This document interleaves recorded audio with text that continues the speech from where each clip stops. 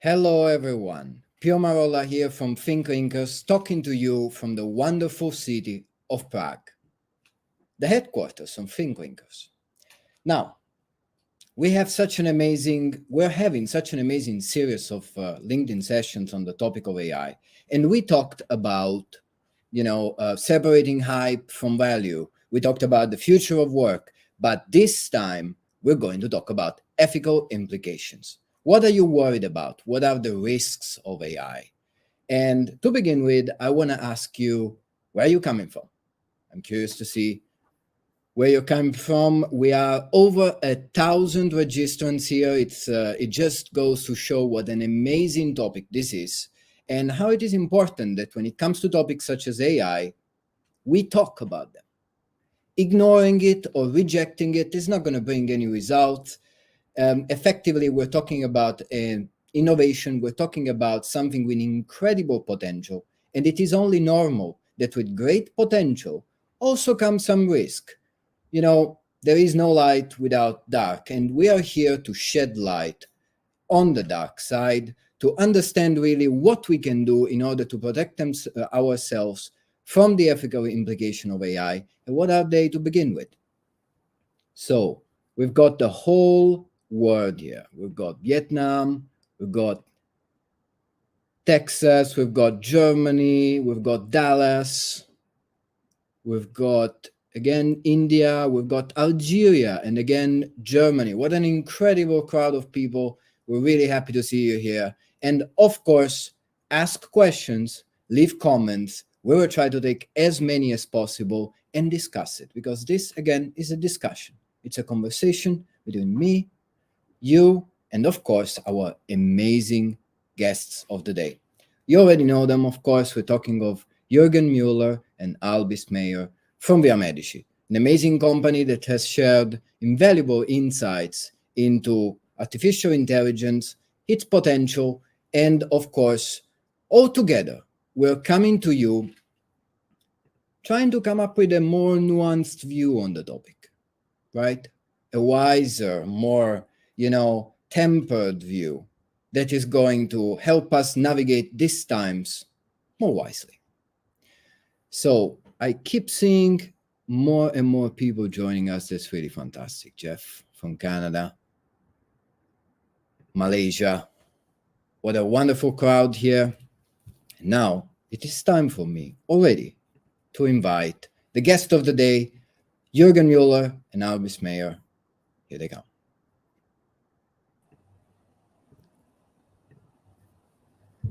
Hello, Al. Hello, Juergen. How are you? How are you doing? Yeah, hi Pio. Yeah, I'm fine. Yeah, great to be here. Thanks to have us.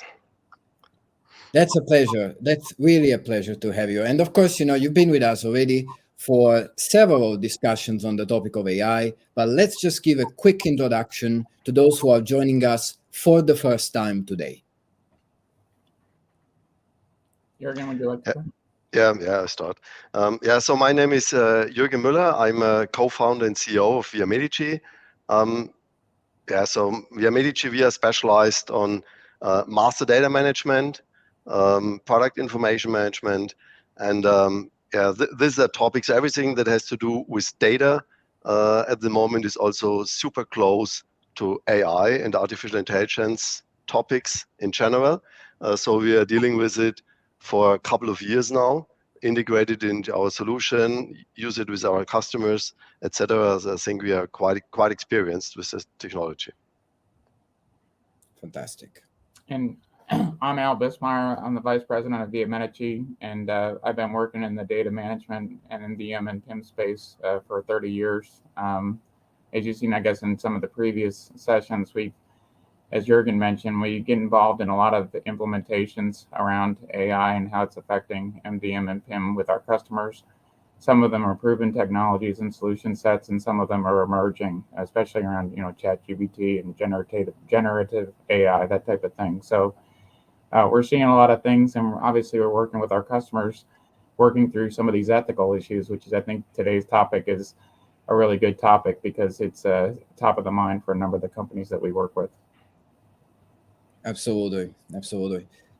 Christine, it's great to see you here with us. Actually, I saw you share the LinkedIn session.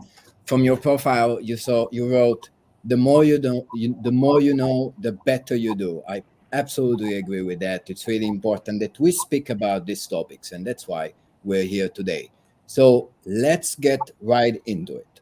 Let's say AI did not, come into existence today, but since ChatGPT reached us and we started to use it, suddenly a lot of questions, a lot of doubts, a lot of ethical issues appeared.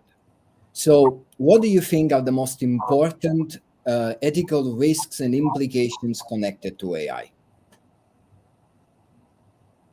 Yeah, well, I think generally, of course, there are lots of worries around at the moment.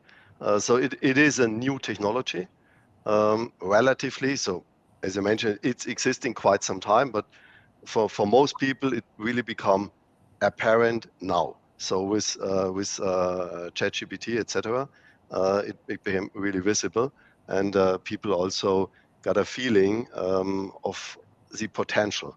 So all the possibilities that it brings with it, and so there's of course a lot of uncertainty because it's quite powerful, and I think so. So worries are mainly about first, of course, manipulation. So are the results can the results be trusted? Is it manipulated? Is it generally manipulated? Can people or companies directly manipulate it and so produce biased results like as they want to do? Then of course, when it's about so what implication does it have on my work? Will it replace lots of jobs?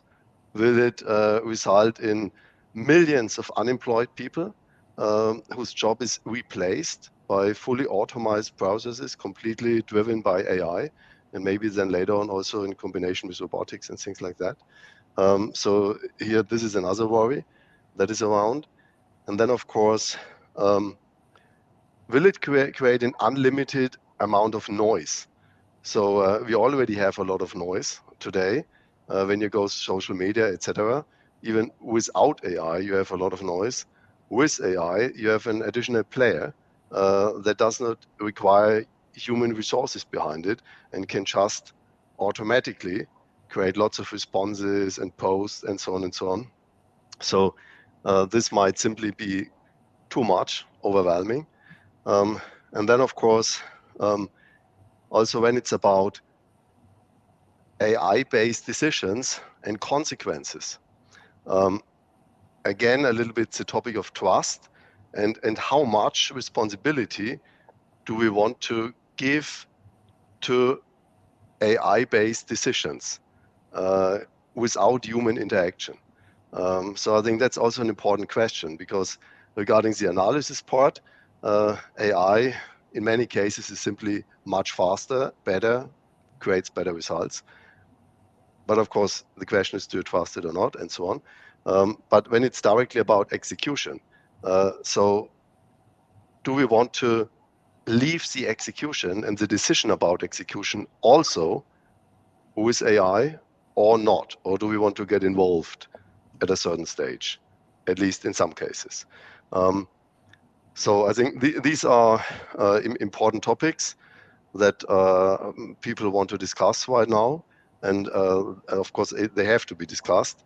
So this is simply, I would really say, it is a new technology. We're all not really 100% used to it. We start to get used to it. And these are the worries that are around. Mm-hmm. Anything you would like to add, Al?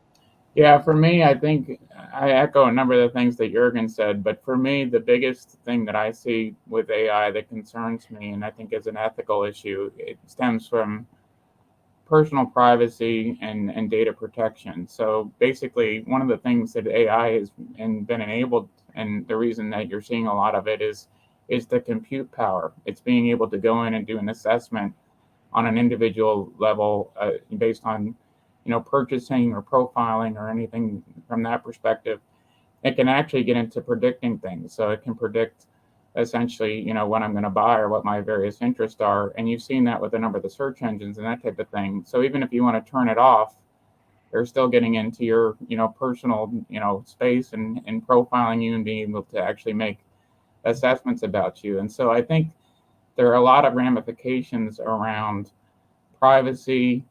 And, there's a little bit of a give get, when I'm working with this, various things and says, hey, we're going to do cookies or we're going to do this various thing, and you opt in, well, there's benefit because then you can, give me the things or give me options that I may want that make it easier and facilitate things. But on the flip side, you can do some data mining and actually through AI make an assessment as to where I am, and that's a negative thing. And you can look at AI, and I think we've talked about this in past things. AI can be great for diagnosis within the healthcare field, where you're actually sitting down and saying, okay, I'm going to look at an image and I can see an anomaly and basically, help to make an assessment from a diagnosis perspective. But on the flip side, AI could be very controversial. It could actually say, hey, you're taking this medication, you're doing this, you're doing that, so you're a risk and you're a liability, and we're going to charge you more of a premium. So the give get and the ramifications of AI as it pertains to individuals, I think, is a huge concern and something that should be looked at from an ethical perspective. Absolutely. And it's interesting to see how we're going to be able to balance that, because from one side, we as customers, we like when it seems the system already knows what we want to buy, right? Like we get offered an individualized solution. But at the same time, the implication of that might be exactly the abuse of data that is behind, and the fact that once you give up so much data, what's going to happen with it? If AI is in control, there is an ethical issue right there, I would say. Fully agree with you. Now, there's already some great questions here appearing, and I'm going to pick on some of them. Actually, one of them was exactly up here about personal profile data. Let's see what else is being discussed. So, picking up on your point here, Juergen, the noise. We're already suffering from this information noise. And obviously, I see that AI just amplifies an existing problem that is also based, I would say, on our tendency. See, there is a quote by Reynolds about there is no expedient to which men will not resort to avoid the real labor of thinking. So when we're bombed with all this information, it's not like we're really looking what's behind it. What do you think about that? How can we protect ourselves from the information noise and part to resolve this issue? It's difficult, to be honest. So I think really protect. So maybe in technical terms, protect. I think that's very, very difficult. So it's more or less really like kind of, somehow you get used to it and you find a way to deal with it. Like, for example, I receive tons of spam emails every day and so on and so on. So of course I have spam filters. They are also AI based to already, make sure that most of the stuff I don't get, etc. So there are some technical possibilities. But again, if you go to Amazon or other e-commerce platforms, for example, or book a hotel or a flight online, then you also have lots of customer ratings everywhere. Some of them are real. Lots is coming from agencies, influencers, and so on. If you go on YouTube with all those influencer channels, test a lot of stuff. A lot of that, again, is arranged and organized by marketing agencies, etc. So we do have that on a smaller scale. So we will get it on a much larger scale. But I think we will also, in some way, take this less serious. So maybe in the early days, you were really relying. If you saw a product received excellent rating, then the thinking was, oh, that's a great product. Today, if you see its excellent ratings, then you look, okay, how many people did rate it? Then you make some checks and check what those people, what else did they do, etc. And then you have a feeling. So you don't regard it as that important anymore. You might consider other sources as well. And I think this is it. So it's a kind of, we adjust our behavior, and that way we are getting used to it. So this is what I think. Very good, very good. Do you see this? How long term do you see this? Like, do you see this period of adjusting as a very long term adjustment, or is it something that is going to happen pretty quickly? What's your view on that? I think that will take a couple of years. So that's not something that is very quickly. So this is really a more long-term thing. And we are anyway right at the beginning. So I don't know how to which level it will get. So the possibility to produce that noise is simply almost unlimited. So we will really see where this will end. But yeah, so adjustment is slow, takes time. Yeah. Absolutely, absolutely. And there is another issue that was discussed by several of our viewers: the matter of bias, right? Whether it's based on disability, race, gender as well. There is plenty of bias right now when you're using this early stage generative AI things. What do you think about that? Yeah, it's clearly a risk. So again, so the point is simply you have a kind of black box, and this kind of black box produces some output.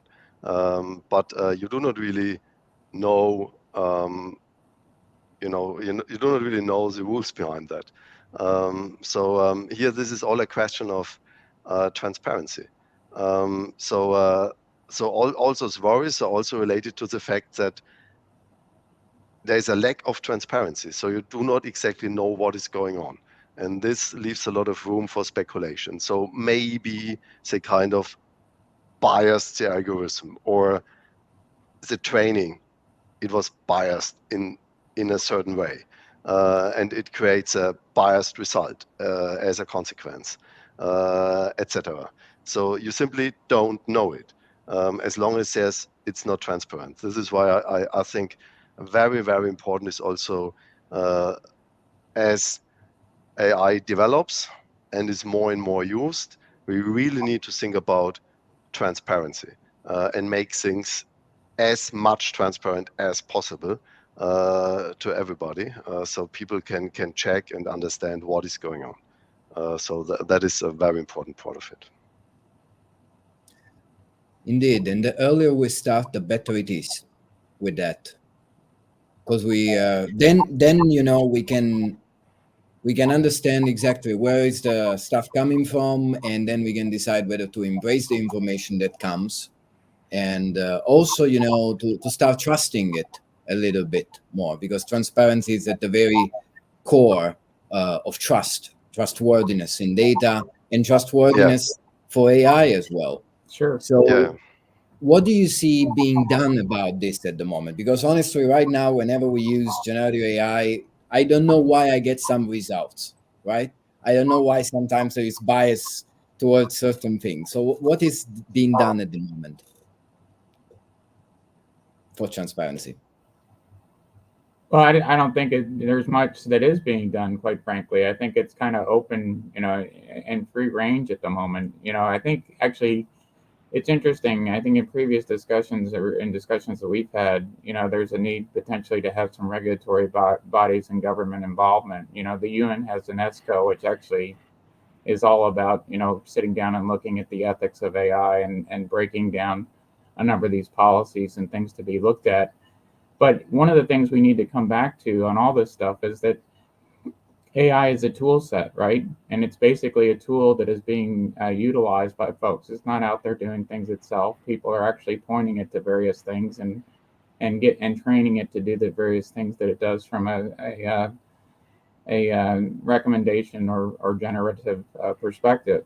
And so, depending on who's behind the focus of the AI, if you will, or its lens, that's going to dictate a lot of what ends up coming out on the back end. And it's also about contextualization and the data that it's actually interrogating. So you need to make sure that the data itself has the right things to be searched upon and generated upon. And then you also need to make sure that the focus is there and that the folks that are actually working with it are focusing it appropriately. And I think it's really interesting. I mean, I think it's going to be hard for companies to self-regulate themselves because, everyone wants to be the winner. Everyone wants to go and make the money and kind of do the thing. And so the only way that I see this really working is if it's one of two things. Either the government comes in and says, hey, this is what you do from a privacy perspective or from a generative perspective or from a, that type of thing. Or some companies get a reputation with their AI as being holistic and something that's a truth sayer, and that stamp ends up becoming something that is a differentiator, and people will kind of go to that source as opposed to other sources when you're talking about the noise. I mean, those are really the two ways it's going to get flushed out, I think. Yeah. So the government regulation, is that the government, like the governing party itself, that you think should impart this sort of regulation, or is that some kind of ethical board or whatever? What do you personally think about that? How do you see this top-down, let's say, regulation happening? Well, I think it's a regulatory thing. It's very interesting. So obviously we're a global company and we do a lot of work in Europe, as a matter of fact. So GDPR is something that obviously is really big from a privacy perspective. In the US, it's like a free range with the exception of California. So if you sit down and look at, privacy, you have virtually no privacy and you can do what you want. You can data mine on people all day. And so I think that there's real opportunity to actually start to put some standards in place within countries on a global basis that says, hey, this is private. If you opt out and you don't want to have, people having access to your data or AI to interrogate you and profile you, then or predict what what might be suitable for you, then there's no opportunity to do so. So. Yeah. Yeah, but regarding the data topic and also especially data privacy, so there's a conflict because with AI, it's also about the quality of the results are better the more data is available, and the more related that data is. So, for example, if you do kind of AI-based research regarding cancer treatments, it would be best if you have all data available from everybody. That would be best. If you have all that information, you might detect some common situations and so on, and that might lead to conclusions, etc. So it is a significant value to have all that information available. That might even be in the interest of everybody, especially when it comes to those healthcare topics. But at the same time, you make it available. So at the same time, you make yourself transparent. If it is used in a proper way, then it's probably fine. But there's always a risk that it is misused in a way that you don't want to have it. And that's again, so we are again then back to trust, back to overall transparency of what is going on exactly, make it transparent to you so you know exactly what of that data is used for what. Is it anonymous? Is it directly connected to you as a person? And so on and so on. And what parties are allowed to get access? How do they get access, etc.? Can I delete it? If I delete it, can I delete everything? or just a bit, and the rest is there forever. So all those topics are relevant. And again, as I was saying, this is, in order to make the data available, you need to have kind of trust into this overall system. And in order to have the trust, it requires transparency, and it also requires some legal framework. And again, as Al was saying, this legal framework will also adapt over time.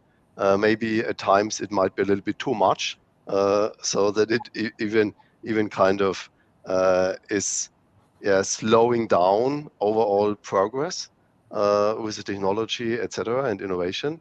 And then at times it might be a little bit behind. So it's not sufficient. And so there's quite something going in the wrong direction. But this is also, it takes time to balance that out. And we will see this over the next couple of years.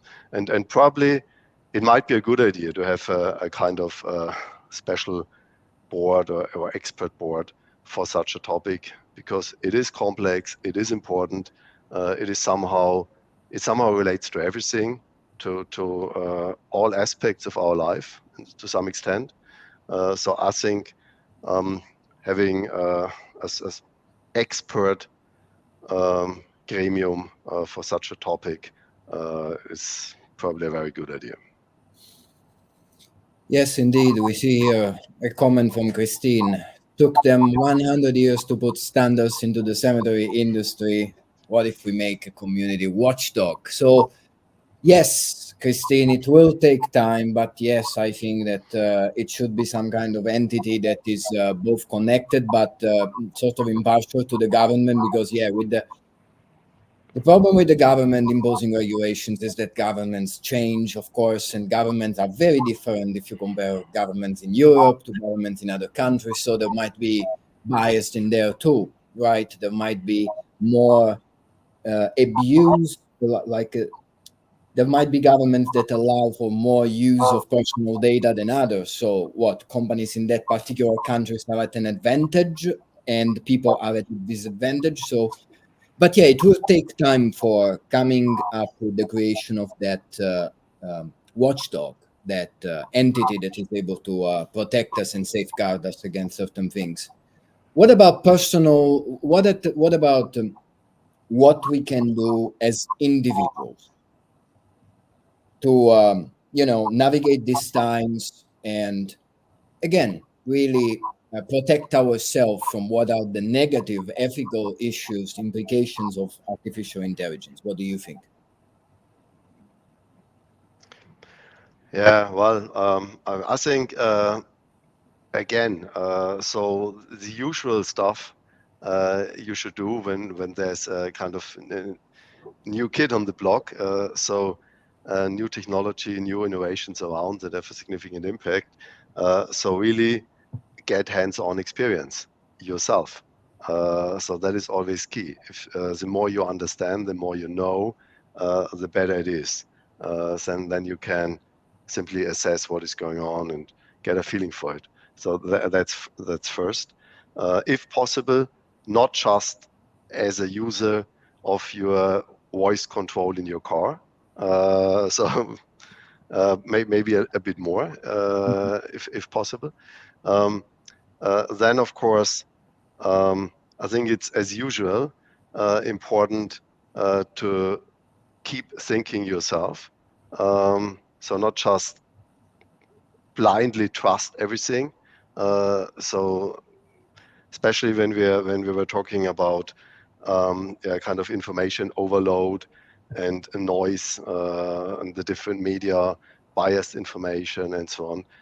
So for sure we will see all that, but you really have to keep thinking yourself and reflect things, and maybe also sometimes investigate a bit on your own. Consult different sources for different topics, or also for the same topics, and compare. In general terms, what we did not discuss yet regarding the transparency topic, I think is also important, and there are also initiatives in that direction, but it's definitely also one option, is make more and more stuff open source. So the open source community typically is very powerful. They have lots of resources, and typically very good resources, very skilled people. And there are already AI engines available, open source. There are large language models available, open source, etc. So there are lots of tools available. Some companies decided to make all the technology open source, others not. So it's part this, part that. But this is definitively possible, and this is also an option to have a lot of stuff open source, so people can just dig into it and check things. Yeah, indeed. Shout out to Corey. Critical thinking and investigation is more important than ever. Absolutely. Yeah, right. Fully agree. Yeah, I think we have seen a word before, generative AI, and we went through the pain, let's say the pain of doing the research and the investigations ourselves. So right now, when we're looking into AI, we know that we shouldn't just become lazy and still maintain a certain degree of critical thinking.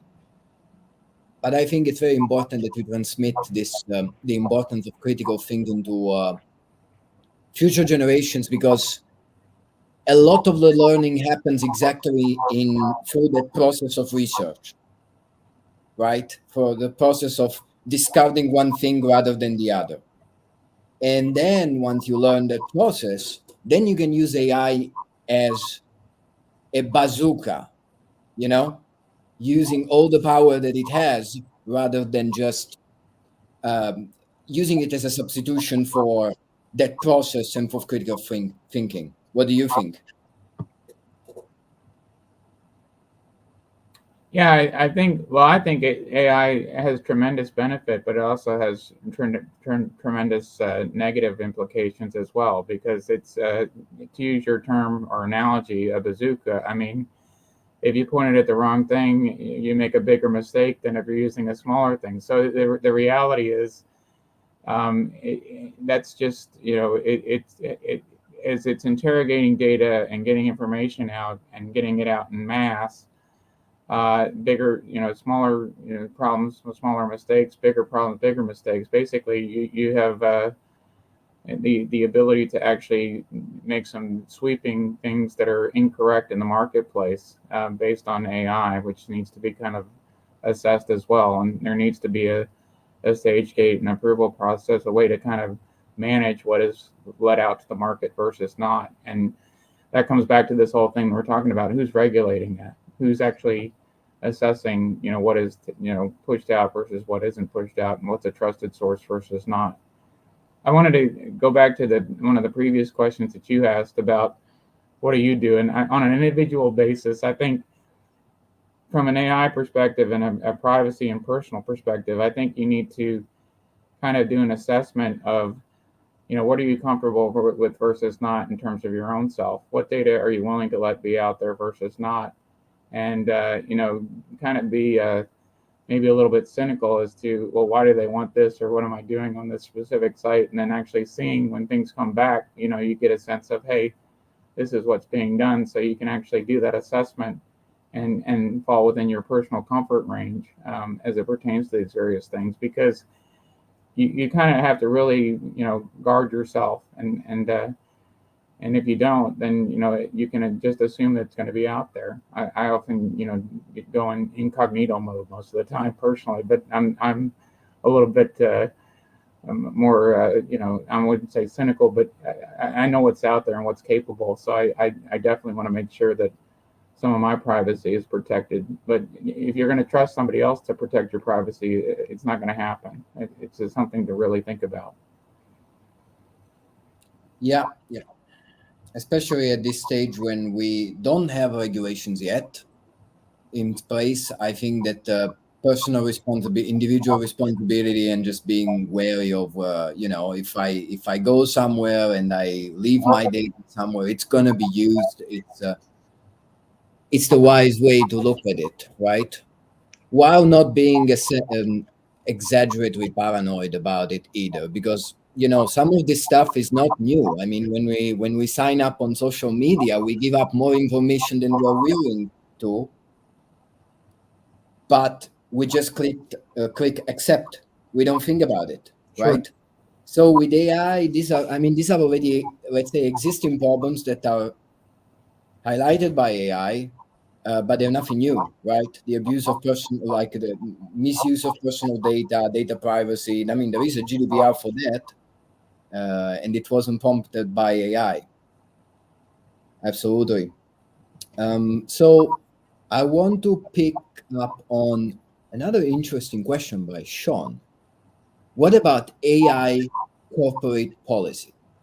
Right? What guardrails need to be put in place to ensure data shared with public models is protected and PII is not shared with these models, and it's now owned by the AI model owner, Google, MS, etc. Interesting one. What do you think? Yeah, so this is of course absolute key. As a corporate, you don't want your information be shared with everybody, and you don't want secret information regarding your products or whatsoever simply be freely available in public, or even be used to train an AI engine somewhere, a large language model, and makes the whole knowledge available. So that is clear. It is of course also guaranteed by most vendors. Actually, all I know about do guarantee it. So if you decide to have your own tenant, that this is kept separate. So you get the basic LLM available, and all the additional training you do on top of it, this is just yours. Of course, if you want to be absolute safe, you might decide to really have it completely as a personal solution.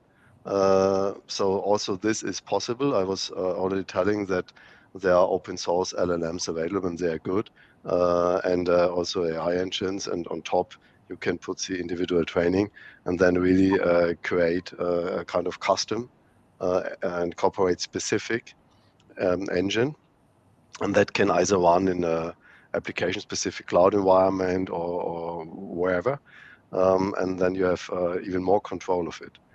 But I think this is already guaranteed. So this is already part of the business model of all the vendors around. Mm-hmm. Mm-hmm. Now, you clearly already work with AI. What are you doing? Can you tell us a little bit about what Viamedici is doing with AI? Because you're clearly speaking about this topic and you have very Mm. mature view on it. What are you doing as a company with it? Yeah, it's different topics. So of course some very basic stuff we are already doing for several years, like AI-based translation, like AI-based image recognition, automated tagging, and some other stuff. Also AI-based language generation. So means automatically creating marketing tags, product descriptions for the different channels, like the different social media, websites, different e-commerce platforms, etc. Of course, much more customer specific, much more personalized than you could do it before. Before it might have been just very general. Now it can be really absolutely focused, and you really address people in their own language for the different target groups, like different age groups and so on. So that's of course a big advantage. Of course, again, it's increasing the overall noise somehow. So we also definitively contribute to this. So these are very simple tasks, to be honest. So most companies have the basic data on all their products and everything around. And once you have that and have it in a good quality, then this is just a small step to get there. So this is, in the meantime, quite common. And then the next step is, of course, kind of using all that information for a kind of more intelligent expert system. So you can kind of just ask question and you get immediate response. Something you can use in lots of places, like for example in your own service department, when you have customer service and then somebody wants to, has a problem with a washing machine, and you're on the phone and you want to tell him, okay, how to fix it. Then of course, if an AI engine directly provides the answer, you can do this easily. One step further, the AI engine takes the question and responds directly. So that's of course also possible. If it's more, and here we are already on a level where you have the combination. You have a general, strong and powerful large language model combined with your specific knowledge. And this makes it yours. And we are anyway, especially with regard to the LLMs, we are already at a stage where making more information available to an LLM does not necessarily improve the LLM that much anymore. So now it's really more about getting that specific additional information into it to make it more specific for different purposes. So we are already on that level. But when it's more critical, like about really decision processes, and this might actually already in such service scenarios, if you think about maybe not the washing machine, but an airplane or a car, maybe also, or some other stuff, or medication, then it's more critical. And then, of course, the result of such an expert system, you need to know if you can trust it or not. So here we come to a situation where it is required that we, together with the answer, our engines provide proof. This is key. So here I'm also back to the transparency issue, and you could achieve that in several ways. So one is, of course, that typically not right away on request. So right away it might just be overwhelmingly too much information. You want the answer, but you might then in a second step also want to know, okay, how did this answer came to happen? So what are the basics for it? What are the sources? And then it will display at this way we set it up. It will show you the source information, and you see, okay, these were the sources. Maybe there is a manual here. This information, this, and this the combined answer. So, but that's a little bit more work. So, and another way we are doing it, which is maybe more efficient, and you can of course combine both, is that we show if there is at least one source that provides a different information. So the overall conclusion from everything is A, but there is one source saying B, and maybe another one C. So 99% says A, but 0.5% B, 0.5% C. And then what we do is we show you this, and we say directly. So this is the answer, but there is conflicting information. We have one source here and we have one source here, but 99% this. And then you can check the other sources if you want. So this is also just a means to add more trust to the information, make it more secure if wrong decisions matter significantly. Yeah, indeed. Transparency is indeed the key here, and that's the only way how we can progressively start trusting it, right? Trusting the information, knowing where it comes from. So here's one more question from Sean. Is anyone familiar with a corporate AI use policy? Are there already such things, and are they? Yeah, I guess they're individual for company to company right now, right? Yeah, so most companies I know do not really have an AI use policy at the moment. So I would say they are kind of So overall experimenting, and in some areas where you have kind of low-hanging fruit, so what I described before, like these AI-based translation, text generation, all that stuff, this might be really fully rolled out in quite some companies, but very rarely there is a corporate AI policy in place.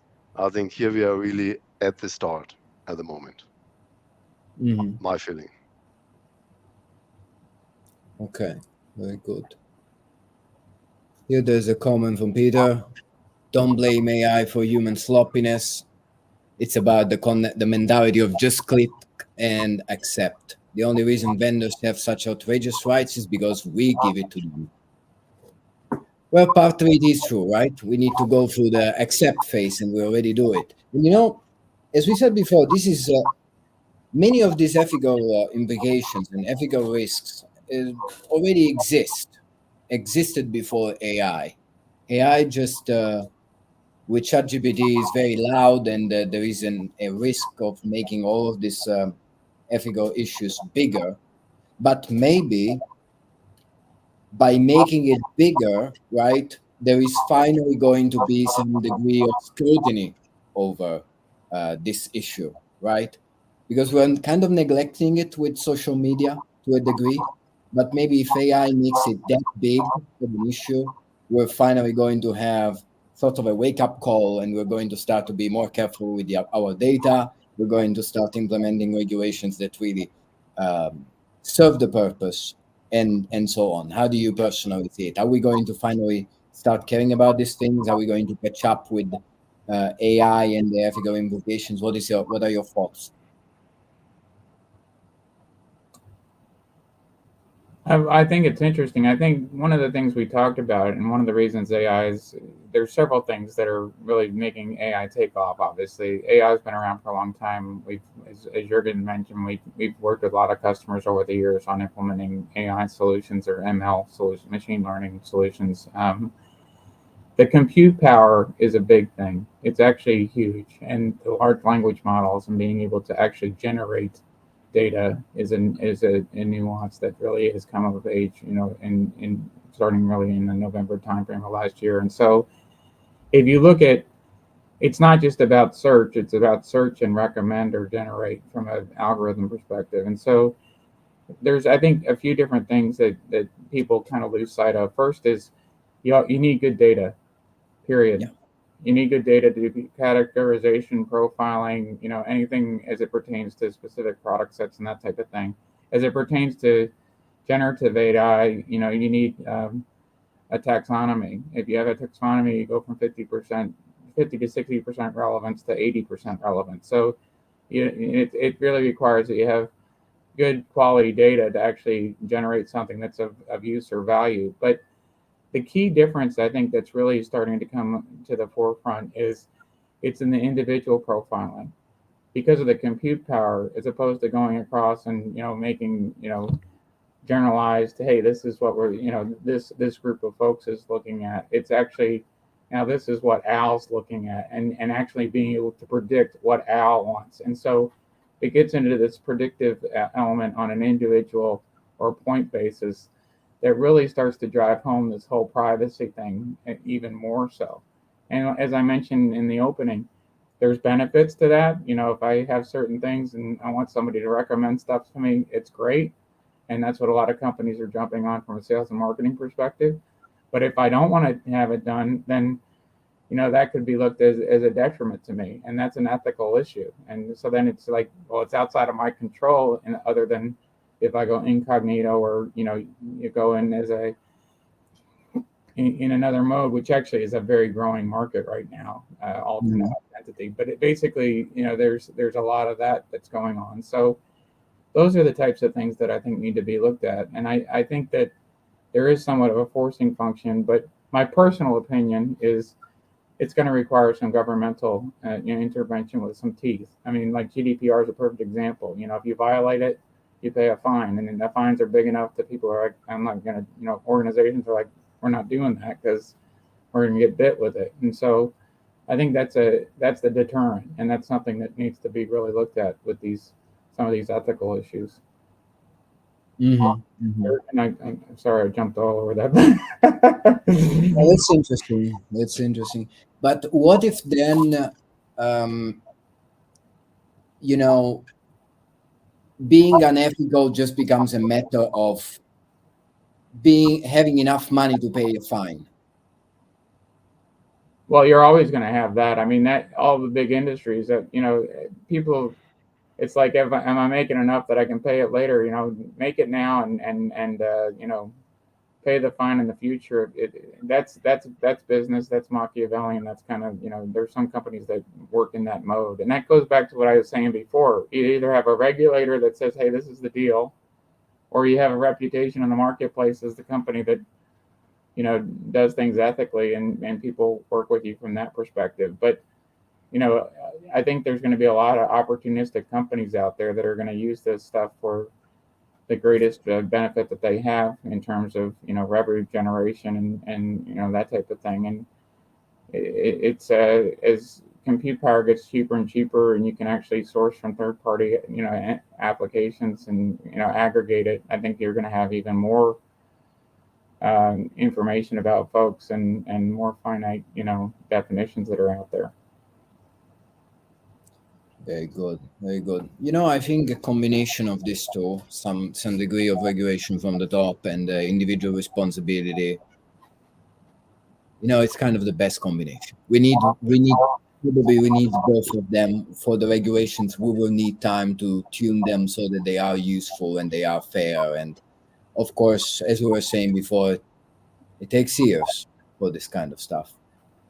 But yeah, at an individual level, there's a lot we can do. Having conversations like this, of course, it's very important as we discuss about the topic and shed light rather than, having the potential of the AI being overshadowed by the risks and the negative implications. So it's important to talk about it. It's important to apply critical thinking, to debate over it, and that's how we get to a more balanced view, one that doesn't suffer from the dark side of it. Even though, as we were saying before, we don't know where we're going with AI. It's going so fast, and a lot of it is unknown, right?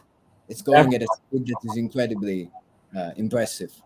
I think one thing though that I think this session illustrates is I think this is a discussion that should be taking place in corporations. Can we do it versus should we do it? I mean, there's really people should be making some determinations as to what should we do versus what can we do, and why would we do it? And so there's obviously there's the motivation from the revenue and profit perspective, but then there's also, hey, does this sit right? Is this the right thing to be doing? Is this the the thing that we want to be known for from a reputation perspective and in the marketplace and that type of thing? So those are some real, they're ethical issues that organizations have to grapple with, and I think they're going to be grappling with that on an individual or corporate basis, if you will.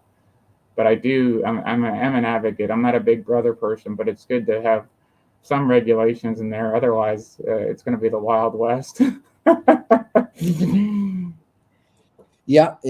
Especially because sometimes the drive for innovation, for the use of AI, is efficiency.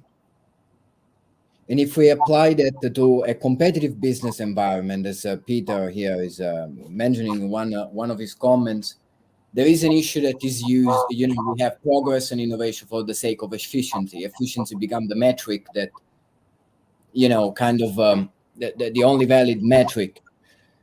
Partly, it's going to be unavoidable that efficiency is a goal. But what else, in your opinion, should drive innovation, should drive the use of AI, and what is progress more generally for you? Yeah, well, maybe also first coming back to the question, can AI be ethically used in competitive business environment? Absolutely. Yeah.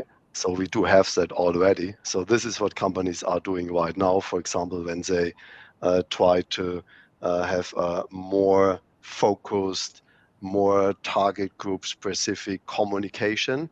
they create based on AI automatically, which gives them, they try to get ahead of the competition by doing so, and of course competition twice the same. So it absolutely can be done. So that's part of the game. Everybody will do it. Regarding your other question, I think yeah. So it's like always. So it's we are, so innovation is part of everything, and innovation also involves to experiment, try things out and see where it leads. But of course, also, if it's getting too dangerous or leads completely in the different way, then stop it or find a different approach. So you kind of really need to think about what you're doing, and be responsible while you're doing it. And when you notice that there are some dangers involved, and maybe even if it's the danger of misusage, then probably also get this at least into a discussion, so that really a broader amount of people, so the whole society can deal with it, think about it, discuss it, pros, cons, is it possible to handle it, can we find a balanced situation, can we balance it out, can we make it safe in some way, what possibilities do we have to get there. So I would not too early stop a good innovative idea, but of course deal with it in a very responsible way, and again make things transparent, especially if you have the feeling that might get a little bit risky as well, and might include some more dangerous areas or consequences possibly. Then it needs even more transparency. And when we are talking about AI, so here, and I mentioned it several times, also in this discussion, we were basically talking about creating information or drawing conclusions, etc. But this is just the first step. The second step is directly executing based on this. And this will be the next step. And when, for example, I was already mentioning this expert system, AI-based, includes all the knowledge a corporation might have on its products, and then directly provides answers to all related questions and immediate results. Maybe a next step is that this engine directly communicates with your customers and provides direct advice. So that's already a significant consequence. There's nobody in between who gets the answer and then that is good, provides this answer or not. So now it's more direct. But if you go again one step further, for example, an AI engine is helping with analyzing some X-rays, finding some results, but not only suggesting a treatment, but maybe doing it. Maybe now combined with robotics, then maybe really even doing an operation. So I don't think we are too far away from this. I think at least the young generation of today will definitively experience situations like this in their life. And also autonomous driving, another topic. So here you already have the combination of AI, analysis, results, and immediate execution. So drive left, drive right, drive faster, use the brakes, and so on. And it works great. And we are already seeing buses completely driving in an autonomous way through the cities and things like that. And I think it does have some reason that some of the leading business and management consulting groups suggested that, for example, taxi drivers, etc., are one of the group who is most affected by the risk of losing the job through AI midterm because of this autonomous driving. So the combination of AI and direct execution through robotics and other technologies, this is not even the next step. It's already there, but this will really grow a lot and have a significant impact on everything. And here also discussions like ethical implications, risks, etc., are again on another level. Yes, indeed, it's massive. It's a Yeah, mess. I want to jump on that because I like Peter's question. And I think that one of the things is that it's about the use case. You know, as Juergen mentioned, I think it's to overgeneralize AI and say, hey, is it ethical use? Well, AI is huge, right? So you could use AI for diagnostics, as Juergen mentioned. You can use AI to actually assess building materials and what's going to be used for sustainability and low environmental impact. You know, there's a lot of use cases that are extremely ethical from an AI perspective, where it does computation and recommendation, but there's also, it can be used for bad things too. So you're going to see it being used for both. There's no question. And so there are things that I would say are unethical, but there are things that are certainly ethical and very beneficial to humanity. So it's got both edges of the swords there. And that's the same thing with, you know, freedom versus a lack of freedom relative to your own personal, you know, data and what's out there. Those are some of the things that you have to look at from a scaling perspective. Yeah, yeah. Some of these applications are indeed fantastic. Like if we're talking about using the healthcare industry, it's indeed impressive. And I think in general, the future looks quite bright as long as we maintain, we keep the critical thinking and on, and we mature a view that is not one of rejection about this or fear either. So actually, there's a last question. Well over an hour. Do you think that companies using AI should enter to a larger ethics committee per industry? In other words, yeah, what are your thoughts about that? I think that's difficult. Yeah, First, again, I think I actually again I want to take Al's argument here. So what are you using AI for? So I think there are many companies out there, maybe most, who already use AI in one or other way, and but they use it in a way, the one or other way, but in a way where I think no, absolutely, this has no impact on anything. Maybe work efficiency and things like that, yes, but does not mean that anything like ethics committee or anything like this is needed here. So most use cases, again, so maybe 90% of all use cases are just beneficial, increasing efficiency, providing better results, helping innovation, moving faster forward. And then we, of course, also have maybe 10%, which is more dangerous, more risky, more fraud related and things like that. That's, of course, difficult to control. Again, we will see AI control AI. So it's always the same story. You know, you can also use it for the other side. On the one side, you can use it in order to bias things. On the other side, you might also use it as a means to exactly counter these initiatives. So that's also possible.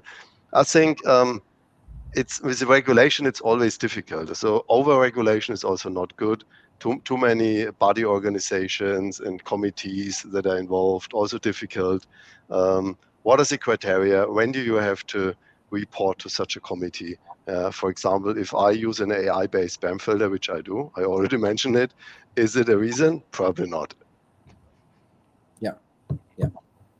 No, Absolutely. If the regulation will become too stringent, then it will just mean that the AI will become something for large, rich companies that can afford paying fines.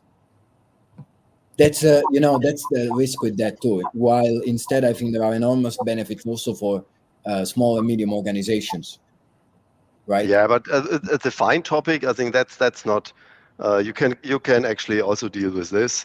You know, the GDPR thing Yeah, in Europe, for example, fines are based on a percentage of your company's revenue, so that also hurts the large ones.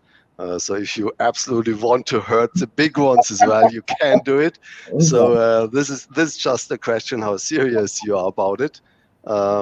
If you want to kind of leave a gap for the big ones, then of course you can up with a fixed fine that doesn't hurt them. But if you really want to make sure it hurts them as well, you can do it. So that's not the problem. Mhm. But yeah, I think it's really nothing can really replace responsible ethical behavior, also by companies and by the management board. So this cannot be completely replaced. It's always difficult from the outside to really look inside what is going on there. So this is something that has always been important and will always be important. Absolutely, absolutely. Gentlemen, it's been a pleasure. Before we say, but before we end, I would like to ask you, how can people reach out to you? How can they find out more about Viamedici, what Viamedici is doing in terms of AI? What's the best way to do that? Well, you can go to our website at viamedici.com, or you can reach out to myself or Juergen directly, Al Bissmeyer at viamedici.com and Juergen Mueller at viamedici.com. And we have an AI Center of Excellence. There's data up in under the industry and solution sets that are out there, so they can get data about that. But happy to have a conversation on any of this stuff. This is something we deal with our customers on a daily basis. That's fantastic. So I want to thank you again. I want to thank every single person who dropped a comment there and asked the question. I tried to take as many as we could, and we're 1 hour and 10 minutes. Of course, I believe afterwards we will follow up with some of these questions in the comments. And again, I want to thank everyone. Again, great discussion. Thanks a lot, Juergen. Thanks a lot, Al. I had a blast. Thank you Thanks. all. It was great. Appreciate it. Thanks, Pio. Thanks a lot, everybody. Thanks. Bye. Bye-bye.